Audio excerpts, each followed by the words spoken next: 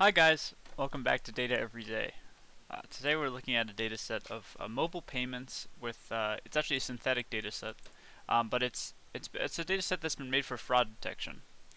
So fraud detection is a big problem in, well, it's one of the problems that can be solved with machine learning, but the problem is a lot of the time you have very few instances of fraud and a huge number of non-fraudulent data. So you can see there's a huge class imbalance here.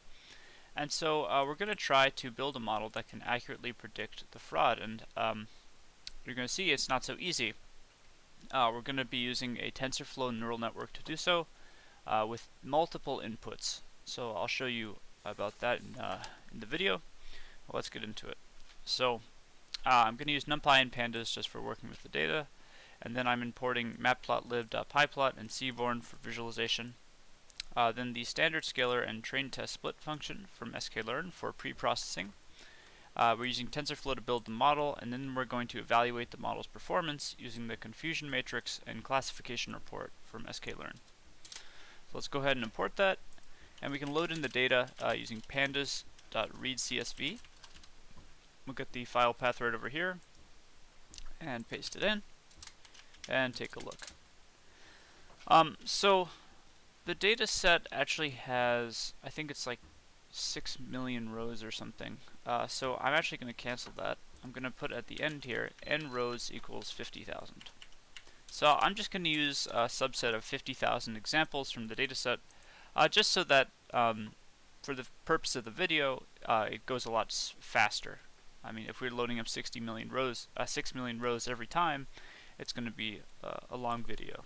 So let's get a little info on the dataset. We can see here we have no missing values in any of the columns. We also have a few object columns, 3 of them, and that would be the name originator. So this is basically this is the ID of the customer that initiated the transaction, and this is the ID of the customer that received the payment. So we also have data about the amount, the old balance of the originator, the new balance of the originator, the old balance of the destination, and the new balance of the destination. Then we have a class label, isFraud, and isFlaggedFraud. I believe this is from another model. It says, oh, actually, let's see what that one is. isFlaggedFraud. Interesting. So I guess this is what was already flagged. Yeah. Okay, so we're probably not going to use that column. And the step here, this is a time step from the simulation. So this data was generated with PaySim, which is a simulator, financial data simulator, and so it basically has a time step at the beginning saying when it was generated. We're not going to use this because I want to sort of treat this task as if it were not synthetic.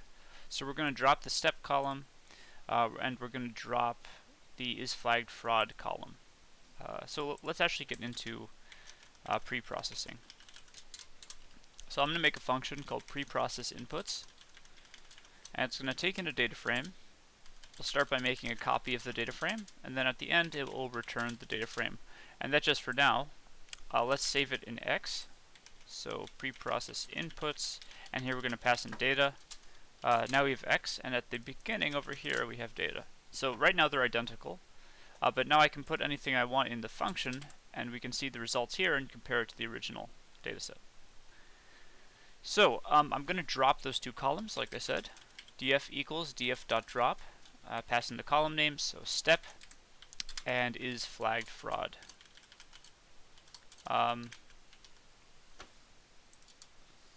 And we're dropping from axis 1, which is the column axis. And now if we return it and we check X, you can see we no longer have those 2 columns. So actually I'd like to get a little information before we jump right into the pre-processing. I want to know how many unique values we have in each column. That will be very helpful. So I'm going to get a dictionary. It's going to map a column name to the length of unique values in the data. So, right, so we have the length of data subcolumn dot unique, and that's going to be for every column in data.columns. So with this we can now see how many unique values we have in each column, which is very useful. And it looks like we actually have only one unique value in isFlaggedFraud, so it's good that we're dropping that because that wouldn't have even given us any information if we did want to use it. There's something else here that stands out to me, which is the nameOrig column. There's 50,000 unique values here, and if you notice we have 50,000 rows. So that means that every single one of these is unique. And if you have a column like that, that also is not useful at all. Because it's essentially just an ID column. It can't provide any sort of way to understand how data examples are similar to each other, and it doesn't provide any information about the structure of the data. So we can drop that along with the others. So it's called nameOrig. So we don't know the ID of the person who initiated the transaction. That's okay because they were all unique anyway. So now this is what we're working with, and it's a pretty good set of features. So this is going to be our label column. So what I'm going to do is split it off from the rest of the data. I'm going to call the label column Y, so we can get that with df sub isFraud, and I'll just make a copy of it. And then X is going to be everything except the label column. So df dot drop isFraud. And we're dropping from axis 1, which is the column axis. Alright, now this, instead of returning df, let's return x and y. Now we can save those in here. We now have x with no label column, and y, which is just the isFraud label column here. Okay, so, what's next? Alright, I think we should deal with the one-hot encoding. So, this type column, right? There's 5 unique values in here. I can actually look at what those are. Take type and type .unique. And we have payment, transfer, cash out, debit, cash in. So each one of these is going to get its own column because there's no ordering between these values. So it doesn't make sense to encode them as integers in here or something because that way the model would think that one is greater than the other. So we're going to send each one to its own column, and we're going to have a 0 or a 1 depending on the presence of the original value. So with that, to do that, we can use pandas.getDummies, and we're going to pass in, for example, data subtype. Now this will do exactly that. It'll send each unique value to its own column, and we'll have a 1 wherever that value showed up in the data. So example 0 had payment, example 2 had transfer, example 3 had cash out. So you can see we have a 1 for payment, a 1 for transfer, and a 1 for cash out, and so on. So this kind of encoding is called one-hot encoding, also called sparse encoding, and we're going to use that because we have a very reasonable number of unique values here. For the name dest, this is also a categorical variable, but if you look, there are far too many unique values to create new columns from. I mean, we could use them. We could do a sparse encoding here, but we'd need 28,499 new columns added, and that is going to slow down the training of the model substantially. So we're going to instead use a dense encoding for that column, and I will explain about the dense encoding in just a moment. First, I want to deal with the sparse encoding of this type column. So note that we can include a prefix, and the prefix will just be anything we want. It'll just add a little TP at the beginning, which is nice to have so that we know where the where these columns originally came from. So let's create a function that does all this. We'll call it one-hot encode, and it will take in a data frame, a column that we'd like to encode, and a prefix. We'll start by creating a copy of the data frame, and then we'll get our dummies using pandas.getDummies. And we want to get the dummies for df subcolumn with the given prefix. Then, once we have our dummies, we're going to concatenate the dummies columns onto the original data frame using pandas.concat, and we're going to concatenate the df, which is the original data, and the dummies, and I want to specify side by side, so axis 1. Then, when we're done, we can drop the original column from which we created the dummies. Alright, let's return df, and this should do what we want. So in here, after we, here, let me comment this. I'll say drop step name orig and is flagged fraud columns. And down here, we'll have one hot encode the type column.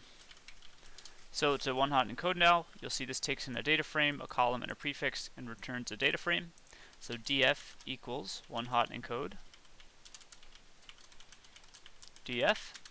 The column here is going to be type.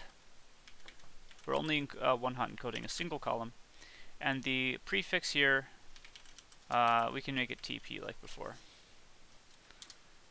Alright, and here we go. We have all of our one hot columns now, and the original type column is now gone. So if you see, the only thing left in our dataset that is not numeric is the name dest column.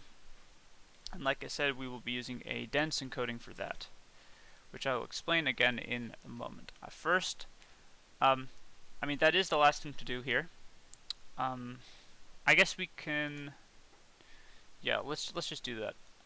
Before I perform the dense encoding, I'd like to make a train test split, and I'll explain why in just a moment.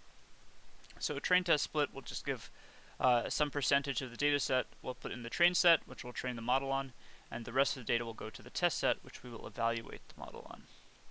So train test split, and this is just going to use the sklearn train test split function.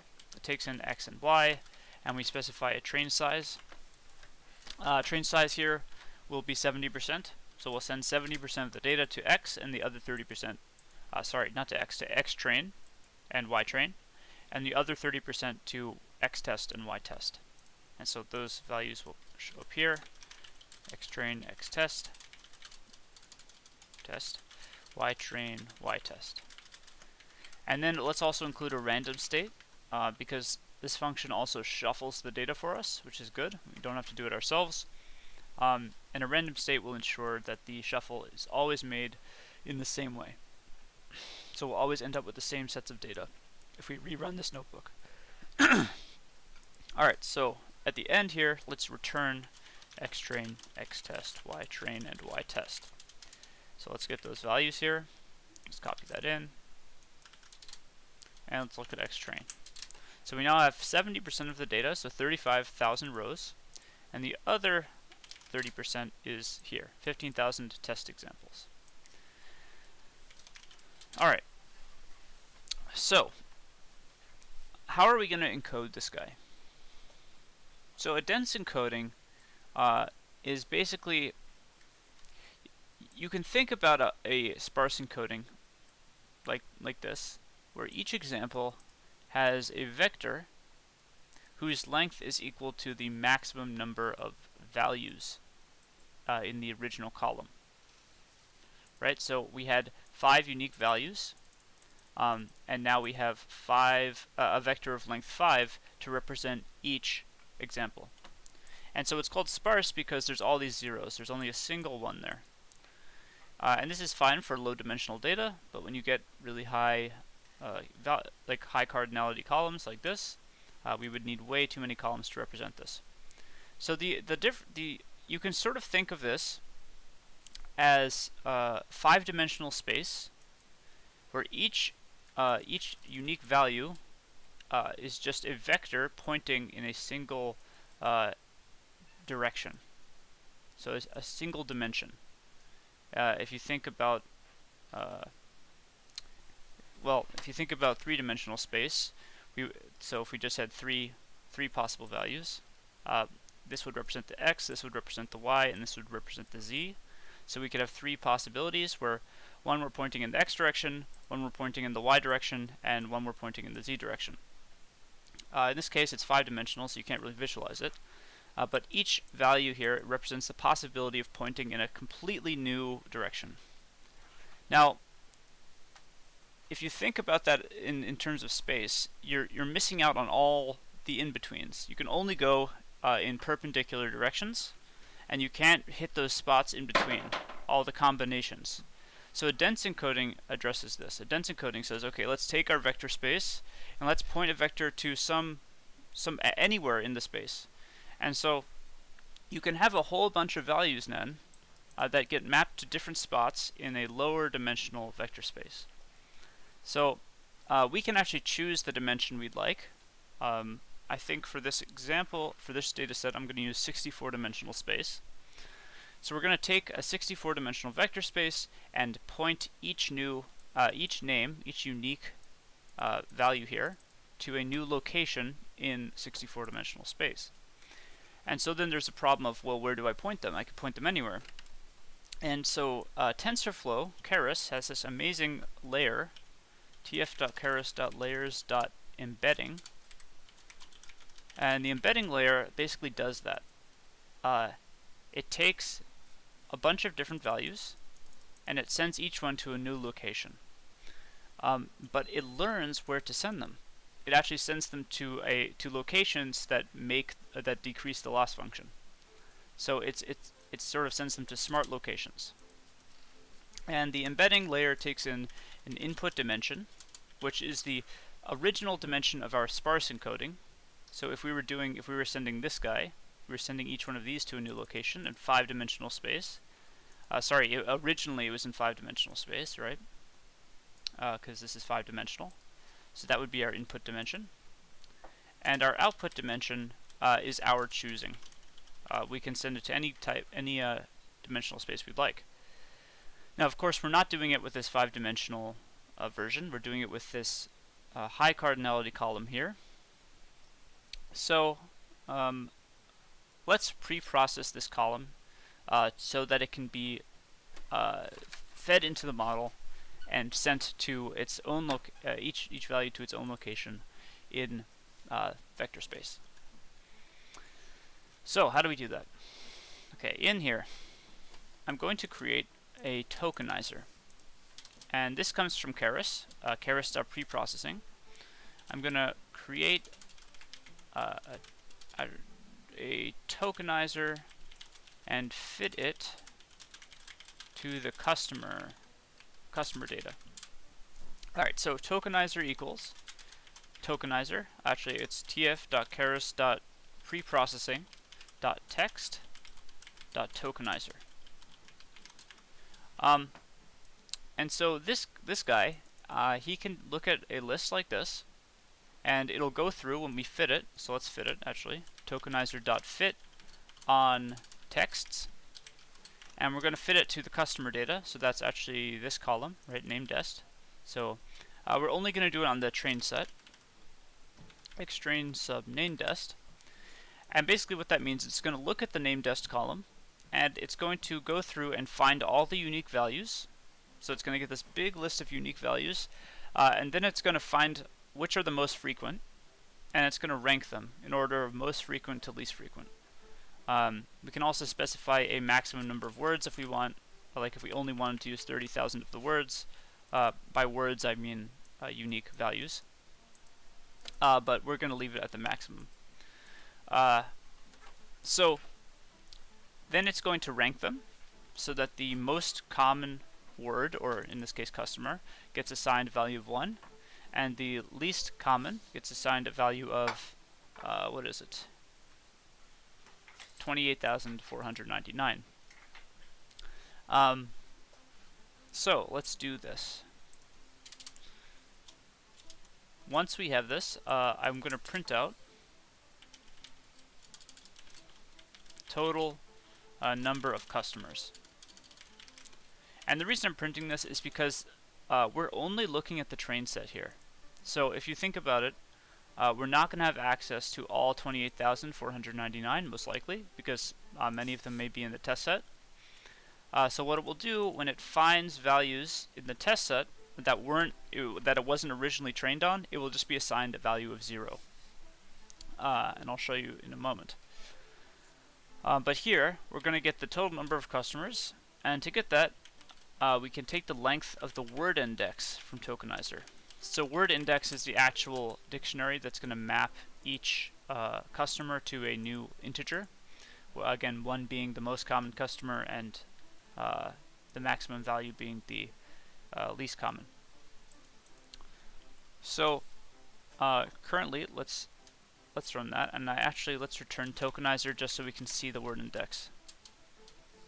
Oh, too many values. Oh yeah, here, tokenizer as well. Okay, and I want to look at the word index here. So this is what I'm talking about. It took each customer and it ranked them based on how frequently it occurs in the data. And so now we can use this fit to actually transform the customer data into sequence data. And by sequence data, all I mean is it's going to perform this mapping. You can do this when you have long sentences, and it will do it for each word. So you can return sequences of whatever length you like. But in this case, our sequences will all be of length 1 because there's only one word in each of these examples. So let us remove this. We don't need that anymore. And then we will create tokenized customer lists. So we're going to take tokenizer and do tokenizer.texts to sequences. This will actually perform the mapping that based on the fit that it had. And we're going to do this for both the train set and the test set. But it's only going to change over customers that were in the train set. So if there's one in the test set that it doesn't know about, it hasn't seen before, it'll just get sent to 0. So here, this itself actually won't send it to 0, but we'll do that in just a moment. Okay, so let's pass in xtrain subNameDest. So that will perform this will transform the column, and let's save that in customers train. Alright, now let's do it for the test set. This will be customers test. The only difference is that we're taking the column from the test set. Okay. And then, so we can actually look at what these look like. Let's return them. Customers train and customers test. And let's get them over here. So copy that. And let's take a look at customers train. Alright, so it's this long list of all the different customers. You can see each one of these has been mapped to its own integer. But there is a problem, and it wouldn't be in the train set, but if we look at the test set, we have these blank ones. And the reason for the blank ones is those are customers that did not show up in the original data in the train set. So currently there's no data in there, and I just want to change it so that we have zeros instead of no data. So we can do that using the pad sequences function from TensorFlow, Keras. So that's tf.keras.preprocessing.sequence.pad sequences. Alright, and that is just going to take customers train and pad it with a maximum length of 1. So all it will do is, if there's nothing, it'll send it to 0. By default, it'll use 0 as the padding value. Alright, and that will be our new customers train. And we'll do the same thing for test, padding the test values. So now if I run this and return it, we can see customers test should now have zeros wherever there is the incorrect amount of data. Okay, let me see this one more time. Yeah, okay. Good. So, now, let us drop the original NameDest column. We already took all the information out and we're returning it separately, so we can drop it from the original dataset. So drop customer columns. Column, actually. I'll call it NameDest column. So we're going to drop it from both the train set and the test set. Xtrain equals xtrain.drop. name dest, and we're dropping from axis 1. And let's do the same thing for the test set. All right. Okay, and if you look at xtrain now, we no longer have the name dest column, and we have properly, well, let's look at the train one. We have the data for it as sequence data separately, and we have all the rest of the data here. Alright, so we're almost done. The last thing to do now is to scale this data. So scaling the data really helps up the performance of a lot of models, especially neural networks. If we set, basically scaling is going to set the, it's going to make sure that each column has a similar range of values. So right now this one goes up to like 9 million or something, and over here this only goes between 0 and 1. So we want each one, we're gonna send each one to have a mean of 0 and a variance of 1, and we can do that using a standard scaler from sklearn. So scale x with a standard scaler. So let's create our new scalar object. Scalar equals standard scaler, and we're going to fit the scalar to the train set. Remember, this now is the train set without the name dest column.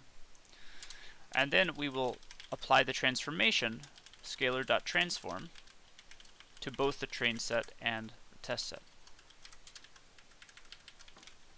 It's good practice whenever you're using objects like this, whether it's a tokenizer or a scalar, always fit to the train set and transform the test set based on the train set fit. Because in practice you will not have access to the test set at the time of training. Alright, so, okay, let's see. Take a look. Actually, the scalar.transform function, if I run this, you'll see it returns a NumPy array, so xtrain is no longer beautiful. No, I'm kidding, but we should change it into a data frame, just so that we can, it's more easy to visualize. I'll keep the columns the same, so xtrain.columns. That's just the column names, right? So if you create a new data frame and you don't specify column names, you'll just have numbers for the column names. And then here, columns equals xtest.columns, even though they are the same columns. Alright, so now we can revisualize this as a data frame, and you can see that each column has a similar range of values. If we look at the means of each column, we have very close to 0 on every single column, so means of 0, and if we look at the variances, we have very close to 1 on each column. So yeah, I guess we're ready to construct the model. Alright, so let's start modeling. And we're going to use two inputs. So I said at the top we're going to use a multi-input TensorFlow neural network. And the reason we use two inputs is because we need to send xtrain, we're going to send to just like a standard 2 hidden layer neural network. And the other one, customers, is going to be sent to the embedding layer that I was talking about earlier. So let's create two different inputs. We'll have the x inputs, and we'll have the customer inputs. Alright, x inputs, actually both of these will be tf.keras.input, and the shape will be different in each one. The shape in x inputs will be the number of features we have, so 10. So for each example we have 10 values coming in. So I'm putting 10 right here. And then for customer inputs, for each example we're having a single value come in, so 1. Okay, and then we'll deal with each one separately, so let's deal with x first. Let's create two dense layers, xdense1 and xdense2. This will just be your standard two hidden layer neural network. tf.keras.layers.dense. We can give it 64 activations, activation function ReLU, and here I'm going to pass in x inputs, and here I'm going to pass in xdense1. Alright, now let's deal with the customer data. So the customers are getting it's an embedding layer. So let's put that here. This will be customer embedding. And So it needs an input dimension and an output dimension. The input dimension, like I said, is going to be the sort of sparse encoding, the dimension of a sparse encoding of each value. So if we were to encode this in a sparse encoding format, we would have a vector whose length was equal to the total number of unique values here. So we actually have that here. I returned the total number of customers. So this will be our input dimension. However, we have to add 1 to it. And the reason for that is we padded the sequences with zeros. So the 0 has to be added to our vocab. So let's copy that. And we'll paste it in here. And we'll add 1. So 18 instead of 17. So this will be the dimension coming in. And the output dimension we get to choose. I'm going to pick 64. And then we're also going to specify an input length, which is just 1. That's the total length of a given input, which in this case is just a single one. Alright, then I'm going to pass in customer inputs. And so now, okay, let's run this. And if I look at the shape of customer embedding,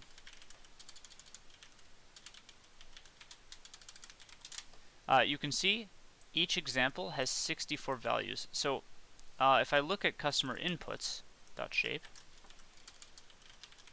we're passing in a single input, and it's getting mapped to a 1 by 64 array.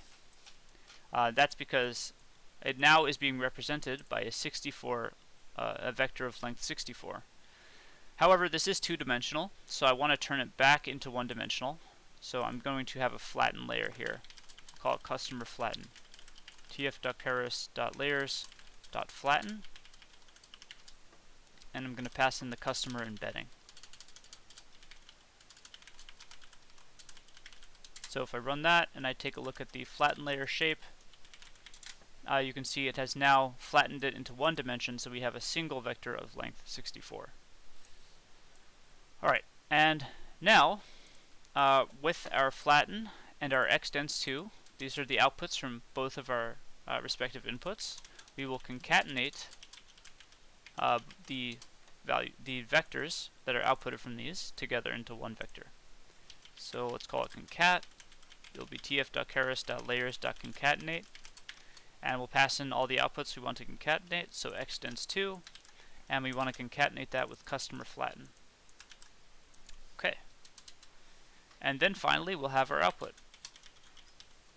So here I'll put input, inputs, and output. So our output will be tf.keras.layers.dense. So it's only going to have one value. This will be the probability that a given example is fraudulent. Right? So it's a probability value, so we're going to give it an activation of sigmoid, which will return a value between 0 and 1. And then we're going to pass in the output from concat into this layer. Alright, and then let's create our model, tf.keras.model. The inputs are going to be both of these, x inputs and customer inputs. And our outputs will just be our single outputs right here. Alright, and then we can print out a summary of the model so we can see what it's looking like. And we can plot it using tf.keras.utils.plotModel. Pass in model. Alright, so this is what it looks like. It's actually nice if we give it some names. So I'm just going to go in and give these names. This will be x input. Name is customer input. And the reason I'm doing this is it'll show up on the plot. And over here, name is x dense1.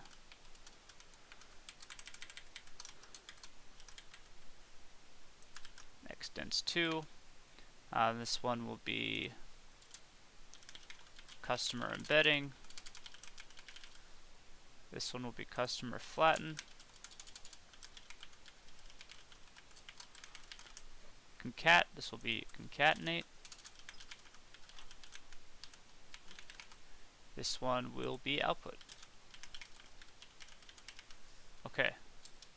So now you can see the names here. So here's our X coming in. Here's our customer input coming in. The X just goes through two dense layers. The customer input goes through an embedding layer, so it gets embedded and then flattened into a single vector, and then both outputs are concatenated together here. And then we have a final set of weights that's connecting the concatenation to the final output. Alright, so I guess we can compile the model. So we'll use an atom optimizer, and for loss we will have binary cross entropy, which is standard loss function for binary classification tasks. For metrics, how about we use accuracy and also AUC. So tf.keras.metrics.auc. This is the area under the receiver operating characteristic curve. It gives a much better sense of how the model is performing within each class, whereas accuracy is just overall performance. It does not take into account the class distribution. So we'll call this AUC. And it's very important to use a metric like this when you're dealing with such imbalanced data. If I look up here, let's look at the original data. If we look at the isFraud column, and I'm going to get the value counts, you can see this is terribly imbalanced. We have 49,900 non-fraudulent examples and only 100 fraudulent examples. So it's going to be really hard for the model to recognize fraudulent examples with the given setup. So this will tell us that our model is not doing well within a minority class if we have that. So we'll compile, and then we will train. Alright, so let's store the model's fit history in history. And I'm going to fit on not just xtrain, but actually xtrain and customers train we're passing in as the input. And then for the output that we're comparing it to is ytrain. Let's give it a validation split. So we'll use 20% of the train set for validation.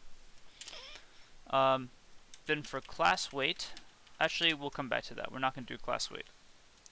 Batch size can be 32. We'll train for... I found that we really don't have to train for many epochs, but we'll train for 10 and include a callback function.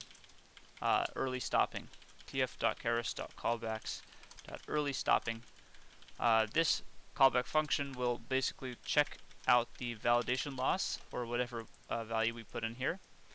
And when it notices it hasn't improved after a certain number of epochs, I found that it never recovers after 1, so I'm using 1 there. Then it will stop the training and restore the weights from the best epoch. Just to be safe, we can make it 2. Alright.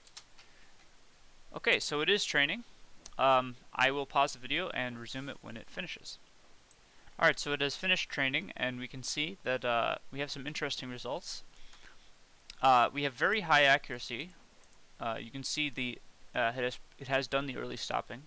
The validation loss was best in this epoch. I guess it considered this one. So it noticed after 2 epochs it did not improve, so it just jumped back and set the weights to this one. Or this one. I'm pretty sure it's this. But basically, you can see we have a really high accuracy, but our AUC is not that high. I mean, at least it's not up to par with our accuracy value. So this is an indication that our model is not doing well in the fraudulent class. So let's take a look at the results. So I'm going to get the results and store them in results. That's from model.evaluate.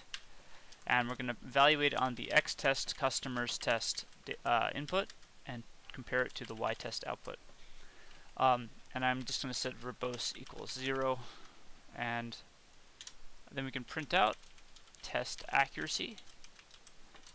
We can get that. We'll format it to have 3 decimal places, and we'll display it as a %, and then format with the results sub 1. So results, if we evaluate, it will return 3 values: the loss, the accuracy, and the AUC.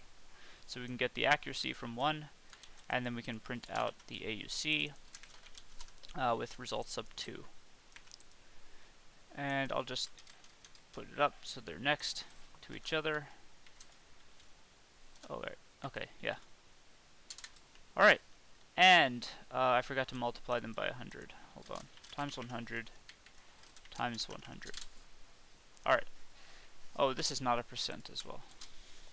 Okay. So, you can see we have a much higher accuracy than AUC. So let's take a look at why that might be. We can get a better sense of how the model is performing using a confusion matrix and classification report from sklearn, which I imported here. And to use those, we have to generate some predictions on the test set.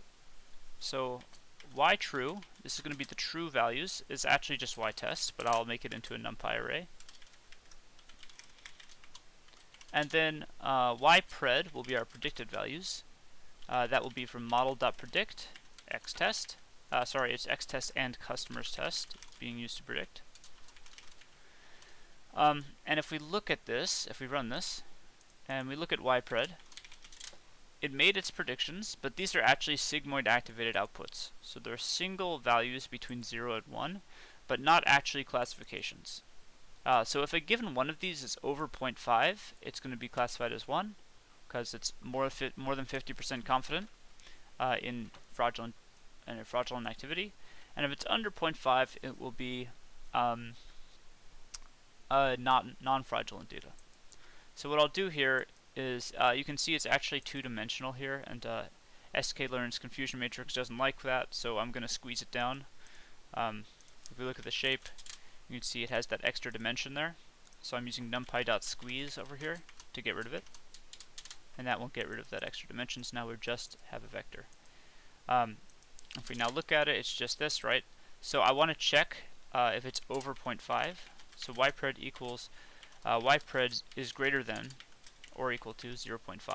So now we have trues and falses. And I want to actually have this as a integer. So here we'll type .astype numpy.int. And now we have our actual classifications. We'll have 0 if it's not fraudulent and 1 if it is fraudulent. So these are our predictions, and then the true values are here. So y true and y pred. And now we can create a confusion matrix, CM we'll call it, using the confusion matrix from sklearn, and we're going to pass in y true and compare it to y pred. Then we're also going to get a classification report called CLR,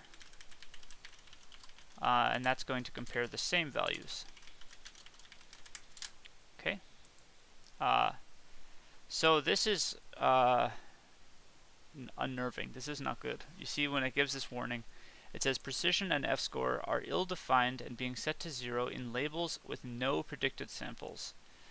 So there's a divide by 0 error if there's a label that has no predictions for it. And that means that one of our classes has no predictions for it. So let's take a look at why that is, or at least if that's true. So we'll create a new matplotlib figure here, 8 by 8 size, and I'm going to create a seaborne heat map from the confusion matrix. So I'm turning on annotations.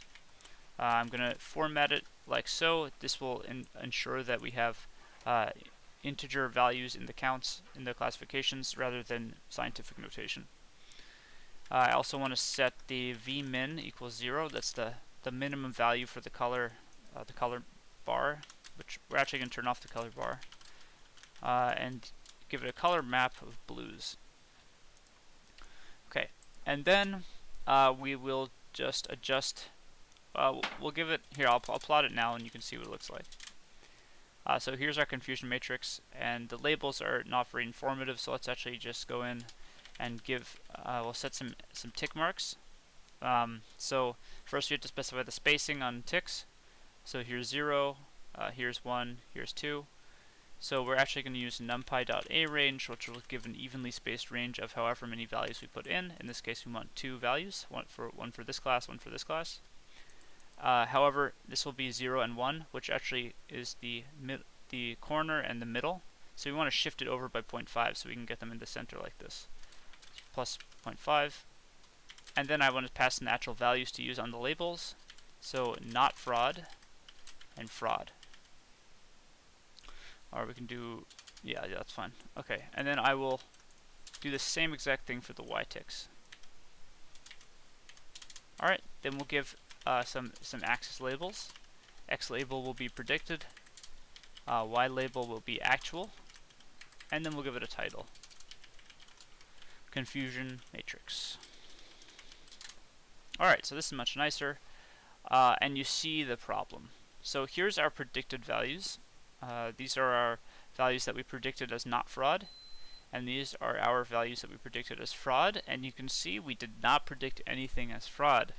So we basically have a model that's saying every single example is not fraudulent, and we're getting an accuracy of 99.8%, and the only reason for that is because 99.8% of data is not fraudulent. So we're getting a 0 in this category, but our accuracy appears very high, and you can see the AUC is lower because of that. So we can get a little more information to compare with the confusion matrix by printing out the classification report. I'll actually just put that in so it's nice. And basically, this tells us some stats about the confusion matrix. Precision is basically just out of all of our predicted values, how many did we get right for a given class.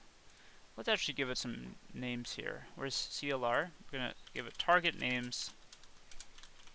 Will be not fraud and fraud. That way we can see the class we're dealing with. Right, so you can see we have 1.0 precision in the not fraud and a 0 precision in the fraud. That's because out of all the values we predicted as not fraud, it gets rounded up to 100%. If we check that out, 14971 plus 29 so 14971 divided by the total number, it gets rounded to 1.0, so that's why we're seeing 1.0 here. We have 0 in fraud because we did not predict anything properly. We didn't predict anything at all, actually. The recall is saying out of all the actual values, how many did we get right? So out of all the actual not frauds, we got 100% correct because we did not predict any incorrectly. And out of the frauds, we got 0% correct because we predicted all of them incorrectly. So that's why we have a 1 and 0 respectively. And then the F-score is just a measure, it sort of combines both metrics. Alright, so how do we address this? How do we fix this? There's a few things we can do, and one thing I'm going to try is oversampling. So let's look up here. So right before we model, I'll say handling class imbalance. And so what I want to do is I want to even out the class distribution by taking these 100 examples and repeatedly sampling them with replacement so that we get 50,000 of them. And that way we'll have an equal number of examples in each category. Well, that should be something more like 35,000 because we're only going to do it for the train set. We're keeping the test set this imbalanced, right? But the train set will now be equal in distribution. So let's create something called train DF. And train DF is basically going to be sort of a intermediate stage. We're going to take all the train inputs, X train, customers train, and actually Y train also. We're going to put them together and then sample. So let me show you. Pandas.concat. We're going to concatenate the original X train, the customers train, and the Y train on axis 0. No, axis 1, sorry. So side by side, that's what that means. Now there's one issue here, which is that this actually is not a pandas series, it's a NumPy array, so I have to change it to a pandas series first. And let's give it a name, customer. And then the Y train, there's also a problem. The Y train, if we look at it, it has the indices out of order. So let's actually reset the index on it. If you try to concatenate two series with different indices, it'll get all messed up. So we have to make sure that the indices are the same. So I'm resetting, and I'm going to include drop equals true so that the old indices don't get added as a new column. Alright, running that. Data must be one-dimensional. Okay, yeah, okay, so customers train is actually two-dimensional. We have that extra dimension. So let's squeeze it. numpy.squeeze. I know this is a very long sort of line here, but that's what we got to do. Alright, and that should be it. Now if we look at train df, here it is. We have the xtrain with the customer for each example and the fraudulent label on the side. So I put it all together like this because I want to sample the examples with all the data. So train df.sample will sample values from the data. We can enter, like, let's say we want 100 samples. By default, this has replace equals false, so sampling without replacement. That means we'll never get duplicates. Once we take one out, we can't take it again. And you can see we have 100 examples taken from the original dataset. Here are the indices of the original examples. However, if we put replace equals true on, then we can have duplicates. Now I doubt we'll have any. It's very unlikely since we only have 100. But basically once you take it out, you put it back in. We're going to use replace equals true because we don't only want 100. We want to take as many as we can so that the class distribution is evened out. And in fact, we don't want to sample the whole data set. Where is it? Up here? Wait, where'd it go? Okay, here. So we don't want to sample the whole data set because this includes both fraudulent and non-fraudulent labels. So if we call query on the dataset, we can query a column saying let's get all examples where is fraud equals 1. Now you can see we do have that. There's only 71 rows in the train set with fraudulent tags, but we do have all those examples now. If we set this equal to 0, we'd get all the ones that have 0 there. So this is the one we want to sample. Now this is a bit strange because we only have 71 examples and we need to sample like 30,000 of them. So it's going to have an enormous number of duplicates. However, this can improve the performance of the model because the model just becomes more used to dealing with this kind of fraudulent data, even though it's completely fabricated. I mean, it's duplicate data. So that's the drawback of this. The other form of dealing with this is to undersample, which would involve taking this and just using 100 of them. And that does not seem viable here because it's just so little data, only 100 data points. To use 100 plus 100, that's 200 total examples, which then again needs to be split into train and test sets. It's just not enough data, so we have to use oversampling, I think.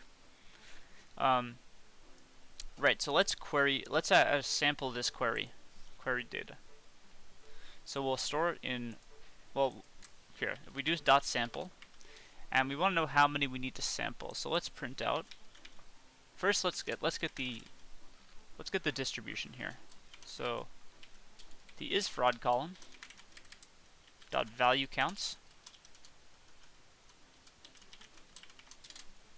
and you can see it's extremely imbalanced. So let's print out number of examples to sample.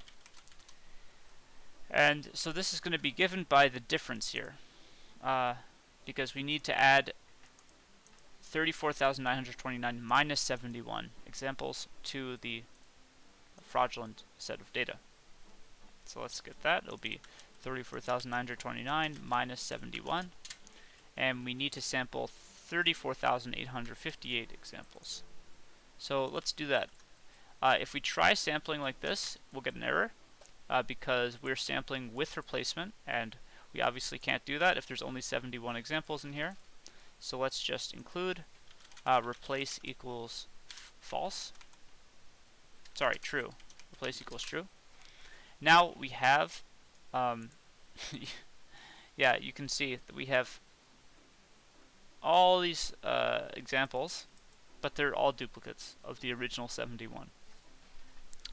However, we now have a bunch of data, so let's use it. Let's store this in oversampled data. And I actually want to include a random state here so that it's always sampled in the same way when we run this notebook. And you'll notice at the end we have all out of order indices, so let's reset the index. Actually, we don't have to do it quite yet. Yeah, let's just take a look at it. Okay. I want to concatenate this in with the original data set now. So we have train df, and we have oversampled data. And I want to concatenate them together, so pandas.concat. And I'm concatenating on axis 0 this time. That means on top of each other.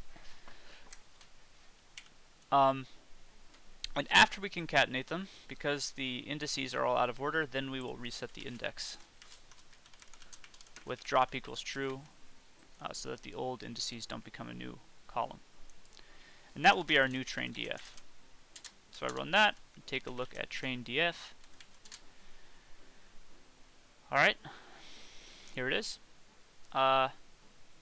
Let's take a look at the class balance of this now. Train df sub is fraud dot value counts, and it's perfectly even. Now I did realize I realize we have all the ones at the bottom and all the zeros on top. So I actually want to go in, and after we reset actually right before we reset the index, I want to sample 100% of the data. Frac equals 1.0, and we'll include a random state as well. And that's just the same as shuffling the data. So we will shuffle the data so that these ones and zeros get mixed up. Then we'll reset the index, and then we'll have train df. So here we go. It's all shuffled up, and the indices are right, and we have a perfect. What happened? Oh, I tried to do it. I didn't do it to the original df. So let's recreate. Let's run down. All right, we have perfect class balance, shuffled data, and reset indices. So this is going to be our new train set. Now the last step is to take customer data and isFraud off of it again. So we'll have customers train equals train df sub customer dot copy. We have ytrain will be train df sub isFraud dot copy, and we'll have xtrain, which is train df dot drop customer and isFraud. We're dropping from axis 1 and making a copy. Alright, and now we should have our original 3 sets of the data that are just sections of this. So if we look at that, here's xtrain, everything except those 2 columns. Customers train is like that. Oh, it actually is a panda series. That should be fine though. And then ytrain, which is the labels. So now let's retrain the model using this new properly balanced data. It's running that, compiling, and training. And I will come back when it's done. Alright, training is complete, and we're getting some much better results. Look, the accuracy is still high, almost as high as before. Actually, maybe, honestly, maybe even higher. And the AUC is just as high. So this is fantastic. Let's take a look now. On the test set, we have, still not so good, but don't worry. Let's take a look at this. We didn't get the warning this time, so we're making some predictions at least. And let's take a look. Okay, could be better. We're getting an F1 score of 0.2 in the fraudulent class. So we're making some bad predictions. In fact, only 1/4 of our fraudulent predictions are properly predicted, so that's why we have a 0.25 in the precision. For recall, out of all of our actual frauds, we only got 17% of them correct. So not fantastic, but this is a very difficult task, and class imbalance is a real problem. So there's one more thing I'd like to try, which is we can go over here in our training, and we can include, here I'll do it over here, we can include a class weight. And a class weight is basically a dictionary that's going to map each class to a weight. So what that means is different classes can be penalized more harshly in the loss function than others. So 0, that's our non-fraudulent class. We don't really care about penalizing that because there's just so many examples of it. And the fraudulent class, let's penalize it 4 times as much. So we're only doing 1/4 of the normal penalty for a non-fraudulent example. But if we get a fraudulent example wrong, we'll penalize it 4 times as hard.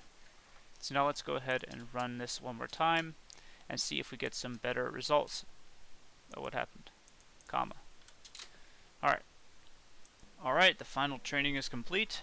Let's see how it did. Not as good AUC. Let's see. Alright, and it looks like it did not really affect the performance. In fact, it may have even decreased it. No, it's actually exactly the same. It actually looks like some of these went up here. Sorry, what I mean is, it looks like maybe this time we are classifying fewer examples as not fraudulent incorrectly, and classifying more examples as fraudulent incorrectly. So our it looks like there's the same 5 examples that we're getting right though. So it's really not so good. However, this is better than our original model, which just got 0 predictions for the fraudulent category. So that will sum up today's video. I know it was a long one, but thank you so much for watching. I hope you enjoyed it. If you did, make sure to subscribe and hit the bell for more content, and leave any comments you have in the section below. I'll see you guys tomorrow. Have a fantastic day.